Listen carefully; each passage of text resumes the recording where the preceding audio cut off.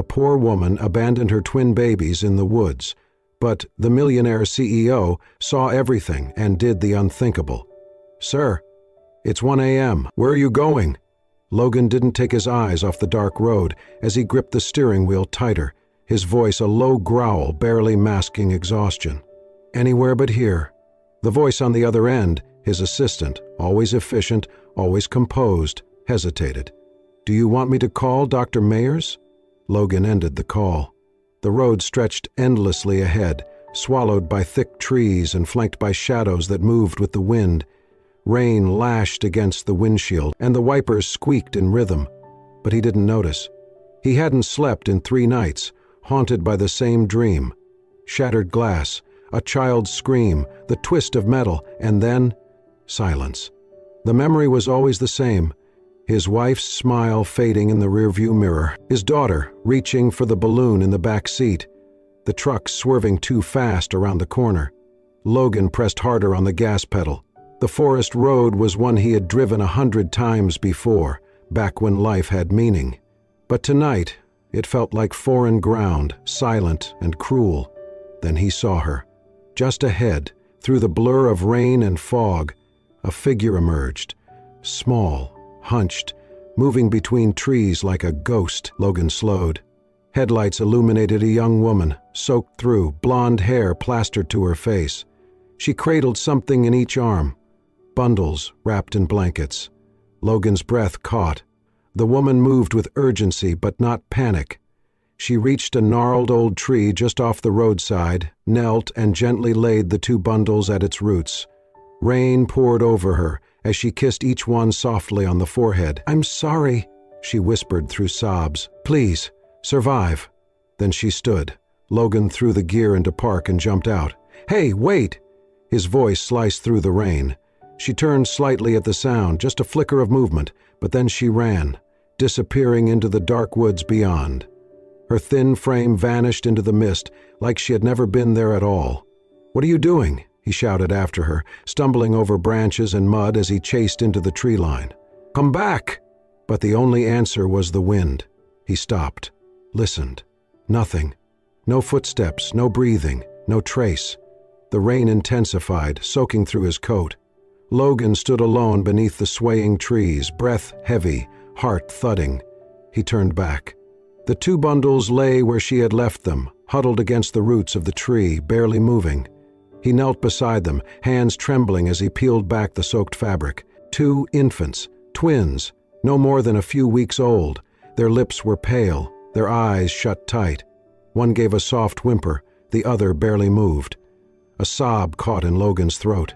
Carefully, he scooped them both into his arms, pressing their small bodies against his chest to share what little warmth he had. "You're okay," he whispered, more to himself than to them. "You're okay. You're going to be okay." But he wasn't sure. He raced back to the car, opened the back door, and laid them gently on the leather seats. His hands fumbled with the heater, blasting it to full. He peeled off his coat and wrapped it around them, then started the engine and sped back toward the city. Every raindrop felt like a heartbeat. Every mile felt like a prayer. He glanced in the rearview mirror at the tiny bodies bundled in damp fabric in desperation, and something inside him cracked. He had not held a child since the funeral. He had not wanted to. But tonight he had no choice. Tonight someone had left behind life, and for the first time in 2 years, Logan Montgomery didn't feel like dying. He felt like saving something. Maybe even himself. The tires of Logan's black SUV crunched softly against the gravel as he pulled into the driveway of the estate. The rain had lessened to a drizzle, but everything remained soaked, glistening under the dim glow of the porch lights. The mansion stood tall and silent, its grand facade as cold and empty as it had been for the last 2 years. Logan stepped out, carefully lifting the 2 sleeping infants, still wrapped in his coat. As he pushed open the heavy front door, the familiar creak echoed into the silence, followed by the soft whimper of one of the babies. He paused at the threshold, something catching in his chest. This place, once full of warmth, voices, life, had been nothing but hollow for so long. He carried them upstairs, his shoes silent on the carpeted steps. He walked straight to a room he hadn't entered in over a year, the nursery. Everything inside was exactly how it had been left. The pale pink curtains, the bookshelf filled with fairy tales, the crib with its faded mobile still turning ever so slightly as if stirred by memory. He couldn't bring himself to use that crib. Not yet. Instead, he brought them into the adjacent guest room, laid out towels, and gently began drying their small bodies. He opened a chest at the foot of the bed, pulling out a set of old baby blankets, soft cotton printed with little stars. They had belonged to her, his daughter. He worked quietly, methodically, wrapping them, warming them, placing warm compresses near their feet. He remembered the temperature settings she liked, the lullabies that used to play in this house. His hands moved with certainty, muscle memory long buried under grief. After making sure both babies were stable, he called his private physician. "It's urgent. 2 newborns. Mild hypothermia. I need you here now." An hour later, the doctor confirmed. Both babies were cold, but not in danger. A few more hours of warmth and rest, and they'd recover fully. Logan didn't leave their side. He sat in the rocking chair in the corner, eyes fixed on the tiny form sleeping under the soft light of the bedside. The rain tapped gently against the windows now, a lullaby of its own. His mind drifted to that night, his birthday. His wife had picked up their daughter from her piano lesson.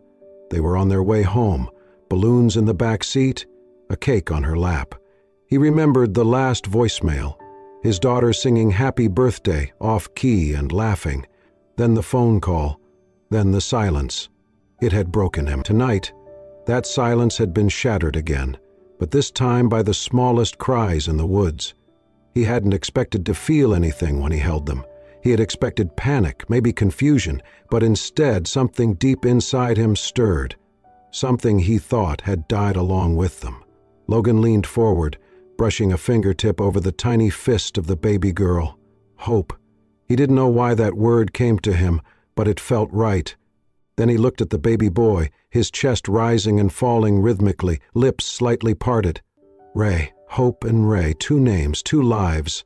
He whispered the words aloud, his voice raw. "You're safe now. You're here." He sat back, eyes never leaving them, and something foreign crept into his heart. It wasn't joy. Not yet. But it was something close. Something warmer than grief. Something almost human. Logan exhaled slowly, pressing a hand to his chest, and for the first time in 2 years, he felt his heart beat again. Logan couldn't shake the image of her from his mind. The way she had held those babies, kissed their foreheads, whispered apologies into the storm, and vanished into the trees. It haunted him, not just because of the danger she had left them in, but because of the look in her eyes. Not cruelty, not recklessness. Desperation. He had to know more. Within days, he hired a private investigator. The man was efficient, experienced, and connected.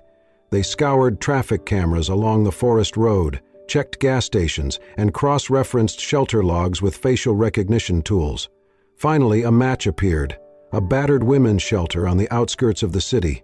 The woman was listed under the name Rachel D., but her face, pale, hollow, with tired blue eyes and long, unkempt blonde hair, was unmistakable. Her real name was Emily.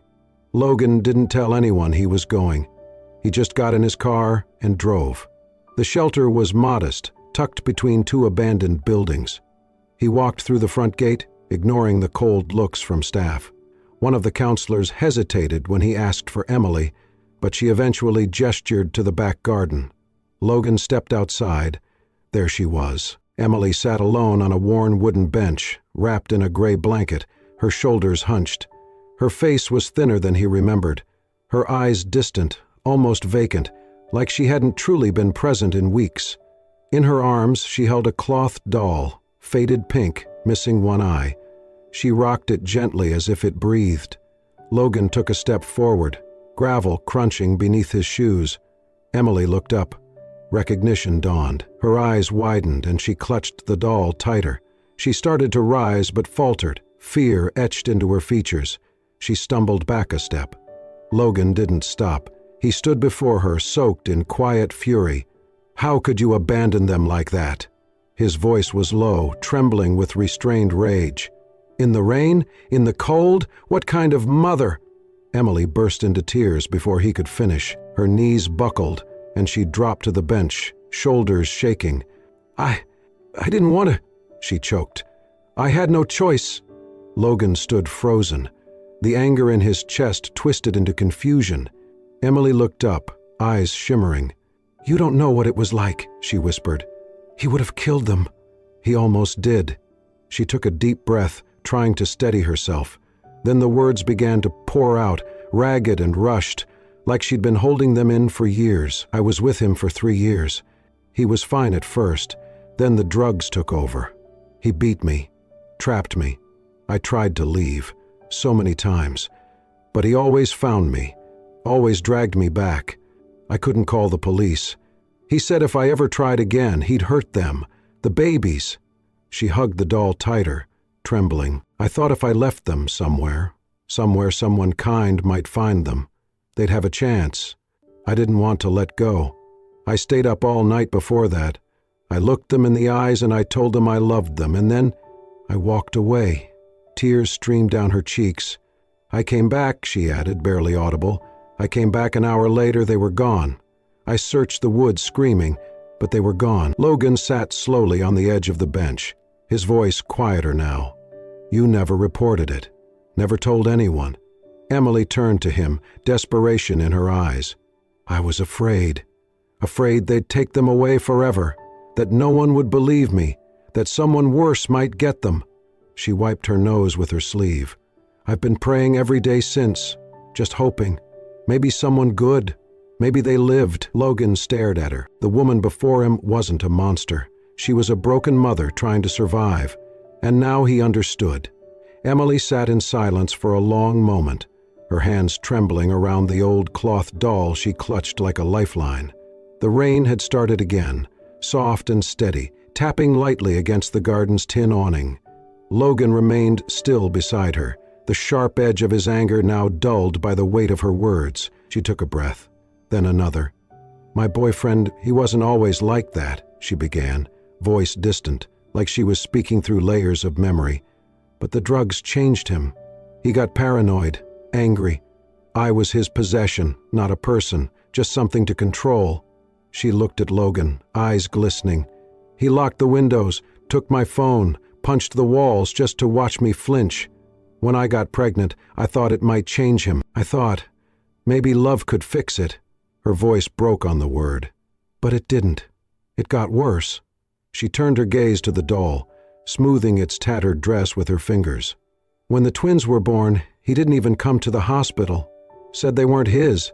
Said they were weak. That if I ever tried to leave, he'd make sure none of us made it out alive. Logan exhaled slowly, his jaw tight. I tried 3 times to run. Each time, he found us, took the babies from me, locked me in the bathroom, threatened to drop them. Emily's shoulders shook. I realized if I stayed, they'd die. If I ran again and he found us, they'd suffer. She bit her lip hard until a drop of blood welled. So I made a plan, waited for a night with heavy rain. I packed 2 bottles, wrapped them in the warmest blankets I had. I kissed them both. I told them Mommy loved them more than anything in the world. Tears slid down her cheeks, mixing with the mist on her skin. I thought if I left them somewhere safe, somewhere quiet, someone kind would find them, someone who could give them what I couldn't. Her voice dropped to a whisper. I didn't even make it 2 hours before I turned back. Emily closed her eyes, remembering. The tree, they all looked the same. I was soaked, screaming. My hands were bleeding from branches, from clawing through the undergrowth. And when I got there, her voice cracked. They were gone. She pressed the doll to her chest and rocked slightly. I screamed until I couldn't anymore, begged the sky to undo it. I curled up on the ground like an animal and cried until the rain soaked through my bones. She looked at Logan then, face pale, eyes raw. Please, if you saw them, if you know where they are, just tell me they're safe, that they're warm, that they're loved. Her lips trembled. I still see them in my dreams. 2 little faces, tiny fingers reaching for me. I never stopped being their mother. Logan sat in silence. Her pain seeped into the air around them like fog, thick and inescapable. All this time, he'd imagined a woman who didn't care, someone cruel, selfish. Instead, he had found a mother who had sacrificed everything, sanity, dignity, even her own heart, for a chance to save her children. He looked at her, at the way her fingers trembled, the way she still rocked that doll like it breathed, like it mattered. And something inside him. Slowly, gently, he sat down beside her. His voice, when it came, was soft. "Emily," he said, using her name for the first time. She looked up, startled, but this time she didn't flinch. Emily's voice was barely a whisper, but it cut through the silence like a blade. "You saw them, didn't you? The babies. Please, are they safe? Are they alive?" She looked at Logan with a desperation that made her whole body tremble. Her hands gripped the edges of the bench. Her breath hitched. It was not a demand. It was a plea. A mother's final hope, teetering on the edge of collapse. Logan felt his chest tighten. He saw the truth in her eyes, the raw ache of someone who had lost everything and still woke up every day pretending to breathe. But he couldn't tell her. Not yet. Not when so much was still uncertain. His jaw clenched as he forced the words out, flat and cold. "I'm not the one who found them." Emily stared at him, confusion flickering across her face. Then disappointment. Then devastation. Her shoulders crumpled inward. She turned away, hands covering her mouth as a sob escaped. I thought maybe." Logan said nothing. He couldn't. His own guilt pressed heavy in his throat. She stood slowly, retreating back into the shelter, the doll still clutched in her arms. Logan remained seated on the bench for a long while after, the rain soaking into his coat, watching the door she had disappeared behind. He left without saying goodbye. That night he couldn't sleep. He kept seeing her face, the way her voice cracked on the word babies, the way her entire body seemed to collapse when hope slipped from her grasp. He knew that pain. He had lived it. He had buried it with a little white coffin and a gravestone carved too early. But she was still breathing. Barely. And she needed more than closure. So he made a decision. He contacted one of the best trauma therapists in the city and quietly arranged for Emily to receive counseling through the shelter. Anonymous funding. Private sessions. No mention of him. Then he pulled a few strings and got her a part-time job at a public library in a quieter part of town, shelving books, helping with story time, preparing snacks in the backroom kitchen. At first, Emily barely spoke to anyone. She kept her hair pulled low over her face and avoided eye contact. But children were different. They smiled at her. They didn't ask questions. They just listened, and Emily began to smile back. Her voice, once so small, grew stronger during reading hour. Her hands, once clenched, now moved freely through pages of fairy tales and lullabies. Slowly, a piece of her began to return. Logan visited the library sometimes, never too close, never too long. He'd stand in the non-fiction aisle, pretending to browse cookbooks while stealing glances at her through the shelves. Watching her laugh softly as she handed a book to a child, watching her brush a strand of blonde hair behind her ear as she scribbled notes for story time. He didn't know what he was waiting for. He only knew that watching her heal felt like watching a flower grow in a place he thought was dead. Then, one afternoon, it happened. He was leaning against a shelf, answering an email on his phone when she walked past, carrying a stack of picture books. Her eyes flicked toward him, then down to the phone in his hand, and froze. On the screen was a photo, Hope and Ray, sitting side by side in a field of dandelions. Ray had a milk mustache. Hope had a yellow flower tucked behind her ear. Emily stopped walking. Her book slipped from her arms and thudded softly against the carpet. She stared at the screen, her lips parted. Her voice came out in a breathless whisper. "That's them, isn't it?" Logan looked up. Their eyes met, and for the first time, he had no words. Logan didn't sleep that night. He lay awake in the dark, staring at the ceiling as Emily's voice echoed in his mind again and again. "That's them, isn't it?" He could still see the way her eyes had locked onto the screen, like her soul recognized the tiny faces before her brain could catch up. In that moment, the entire world he had carefully, meticulously built around Hope and Ray began to feel paper thin. He had spent 2 years wrapping them in love, in safety, in silence. He had become their guardian, their father in every way that mattered, but no amount of bedtime stories or gentle kisses could erase the truth now staring him in the face. Their mother still lived, and she had never stopped loving them. Logan had never felt more conflicted. His instincts screamed to protect them, to shield them from more pain, from confusion, from the possibility of losing the stability they had finally found. But the look in Emily's eyes, it haunted him. Not the desperation, not even the guilt. It was the love. It had never left her, even in the shelter, even when she believed she'd lost them forever. He stood on the edge of a decision that would rewrite all of their lives. One step forward, and nothing would ever be the same. But sometimes, the bravest thing you could do for someone you loved was let them know the truth. The next morning, Logan drove to the library. Emily was shelving books in the children's section, her soft blonde hair tucked behind her ears, a faint smudge of ink on her cheek from the storytime notes she'd written earlier. She noticed him before he spoke. Her body tensed, eyes wary, as if already bracing for whatever storm was coming. He approached slowly. "Come with me," he said gently. Emily's hands froze on the spine of a book. "Where?" "My home." She flinched, as if struck. "Are you going to press charges?" He paused, then shook his head. "I want you to see something." The drive was quiet. Emily sat rigid, her fingers tangled tightly in her lap. The seatbelt felt like it was strangling her.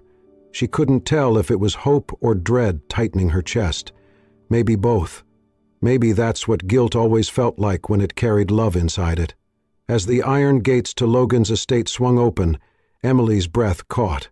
She had expected coldness, wealth, walls built to keep people out.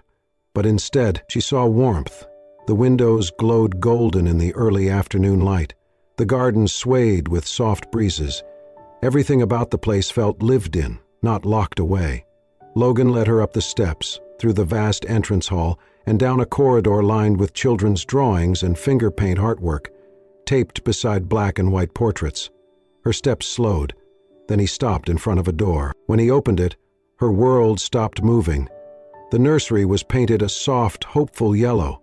There were toys scattered on a plush rug, stuffed animals, picture books, and 2 tiny beds with matching quilts. In the center of it all, Hope, holding a plush bear almost her size, and Ray, cradled in the arms of a smiling nanny, his bottle half empty in his small hands. They were alive. They were safe. They were laughing. Emily dropped to her knees. Her breath caught so violently she thought her chest would split open. "My babies?" Hope looked up. Her eyes blinked curiously at the blonde woman on the floor. Then Ray turned too, blinking at the sound of her voice. Emily didn't move closer. Her hands hovered mid-air, trembling. Logan knelt beside her. They'd been cared for, loved, protected, he said, voice low and rough. "But I've always known something was missing." Emily looked at him, tears cascading down her cheeks, her voice barely audible. "I thought I lost them forever." Logan reached out and took her hand. "They don't need just a home," he said softly. "They need their mother." Almost a year later, the mansion on the hill was no longer silent. It was alive. Mornings began not with the echo of emptiness, but with soft footsteps padding down the hallway, tiny voices calling out for breakfast, and the sound of cartoons playing too loudly in the background. Hope and Ray, now just over 2 years old, had turned every room of the once cold estate into a playground. Emily stood in the kitchen, humming as she stirred pancake batter, wearing an oversized sweater and her hair in a soft braid down her back. Logan was beside her, attempting to pour juice while simultaneously dodging Ray, who had decided that kitchen floors made perfect racetracks. The walls were different now. Logan had filled them with pictures, candid moments not posed. Hope smearing spaghetti on her cheeks, Emily reading in the garden with a blanket over her legs, Ray asleep with his favorite stuffed lion. The past, with all its pain and grief, still existed, but now It shared space with something else: life. In the afternoons, Emily often sat in the sunroom, a blanket draped over her legs, a notebook open on her lap. The pages were filled with soft pencil sketches, ideas, bits of dialogue. Her first book had been published 2 months ago, When Light Found Us. It was a children's book, short, simple, but deeply personal. The story followed 2 tiny stars lost in the night, found by a man who had forgotten how to hope. Together they searched for the star who had given them life, and when they were finally reunited, the darkness lifted. It wasn't just fiction. It was truth disguised in stars and trees and soft light. The book had received quiet praise in small parenting circles. A few libraries ordered it. A school invited her to speak. She declined the first invitation, but not the second. Logan had watched her grow back into herself, one layer at a time. She was still quiet sometimes, still lost in thought when rain fell too hard, but she laughed more. She stood straighter. She cooked without flinching when a cabinet door slammed. And she wrote every day. Hope and Ray thrived under her love. Every bruise was kissed, every tantrum held through. She was patient, imperfect, but completely devoted. One late afternoon, Logan returned from a work trip and found the living room in a state of cozy chaos. Blankets forming forts, books scattered like petals, and Emily asleep on the rug with the twins curled beside her. He stood in the doorway for a long time, just watching. His phone buzzed with some urgent message from the office, but he didn't answer. He stepped quietly around them, picked up a stuffed bear that had rolled away, and tucked it back beside Ray. Later that night, with the children asleep and the house quiet again, he and Emily sat in the study. "I started the next book," she said, flipping through her notebook. "It's called The House That Learned to Laugh." Logan raised an eyebrow. "Sounds familiar?" She smiled.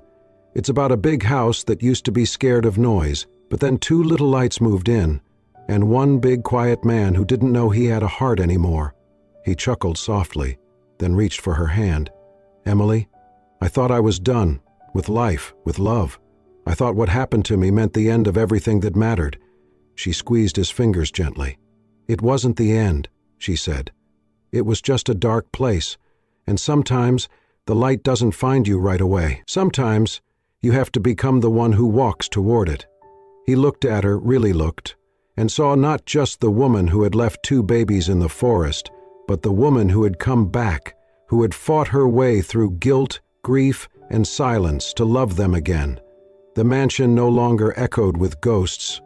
Now it sang with lullabies and laughter and the soft footsteps of second chances. And for the first time, Logan didn't feel like he was just surviving.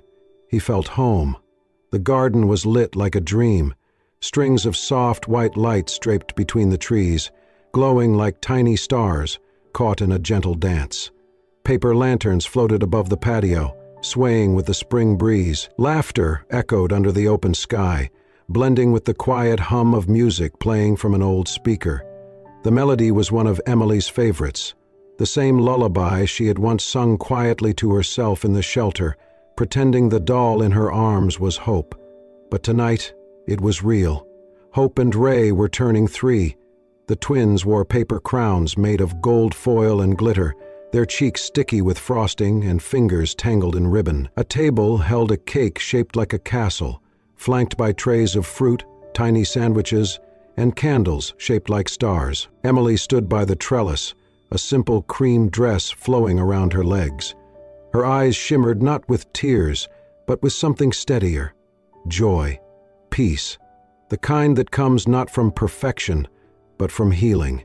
Logan moved through the crowd, greeting neighbors, pouring lemonade, checking to make sure the music did not drown out the sound of children's laughter. He was different now, softer around the edges, but no less strong. The walls he had once built to survive had been taken down, brick, by 2 tiny hands and 1 brave voice that had never stopped calling herself Mom. As the sun dipped low, casting long golden shadows, Logan made his way to Emily. He stood beside her for a long moment, watching Ray toddle after a balloon and Hope try to explain the rules of tag to a confused puppy. Emily smiled, her fingers brushing his. "They look so happy," she whispered. Logan nodded. "They are." Then, almost like it had been waiting for the perfect moment, the clouds parted gently, and a soft spring rain began to fall. Not heavy, not cold, just a mist of silver light falling from the sky. Some guests laughed and dashed for umbrellas. Others stayed where they were, turning their faces upward with wonder. Emily looked at Logan, then back at the children, who squealed with delight as the drops touched their arms, their cheeks, their upturned palms. She didn't run. She stepped forward, into the open yard, her arms slightly outstretched. Hope saw her and ran straight toward her, giggling. Ray followed close behind, slipping once, then picking himself up and charging ahead. They reached her at the same time, both hugging her legs. Emily dropped to her knees, pulled them close, and kissed the tops of their heads. Rick, Logan's longtime friend and former colleague, stood nearby, watching. He had come with his own daughter, a little older now, wearing a tutu and a wide smile. He stepped closer and said softly to Emily, "They gave us another life. We just had to be brave enough to live it." Emily turned her head, eyes full. "We almost didn't," she said. Rick nodded. "Almost." Emily looked down at the twins, who had taken to spinning in slow circles with arms stretched wide, their crowns now askew and soaked. She crouched low and whispered gently, "You saved me, my loves. I thought I gave you away, but you came back." Logan stood behind her, umbrella untouched in his hand, face turned up to the sky. The rain didn't hurt anymore. It didn't haunt. It didn't drown. It washed. It healed. Later, when the guests had left and the lantern still flickered in the soft wind, Logan, Emily, Hope, and Ray sat together on the old wooden bench beneath the pear tree. Hope curled up on Emily's lap. Ray leaned into Logan's chest. The rain had slowed to a soft drizzle, barely more than a kiss on the leaves. Logan reached for Emily's hand. She looked at him and whispered, "Do you ever think we were all just waiting to find each other?" He smiled, brushing a wet strand of hair from her cheek. "I think we were the light at the end of each other's storm." They sat in silence, the kind that spoke louder than words. In the background, the last notes of the lullaby faded, and the garden slowly fell into a hush. The darkness had not vanished, but they were no longer afraid of it, because now they had light, and they had each other. If this story touched your heart, if it reminded you that even in the darkest moments, light can still find its way in, then please take a moment to share it with someone who needs hope today. At Soul Stirring Stories, we believe that one story can change a life. If you felt something tonight, love, loss, healing, or the power of second chances, then don't forget to like, comment, and most importantly, subscribe to our channel. There are more stories waiting for you. Stories that heal, stories that remind you that you're not alone. Thank you for watching, and remember, sometimes the light we're looking for is just one act of kindness away.